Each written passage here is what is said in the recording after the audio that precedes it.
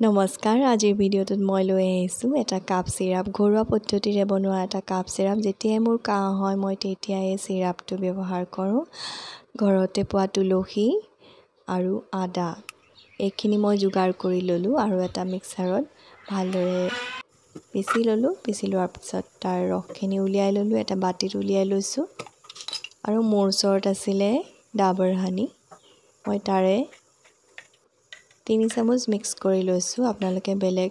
মৌজুলো ব্যৱহাৰ কৰিব পাৰে মোৰ ওচৰত যেহেতু ডাবৰ হানি আছিল সেইকাৰণে মই ডাবৰ হানি এড কৰি ভালদৰে মিক্স কৰিলোঁ আৰু অতি সহজতে চিৰাপটো ৰেডি হৈ গ'ল আৰু এই চিৰাপটো খাই মই সঁচাকৈ সুফল পাওঁ গতিকে আপোনালোকৰ আগত আজি আগবঢ়ালোঁ আৰু এটা কথা কৈ থওঁ যিখিনি ইয়াৰ কাহখিনি ৰৈ গৈছে সেইখিনি আপোনালোকে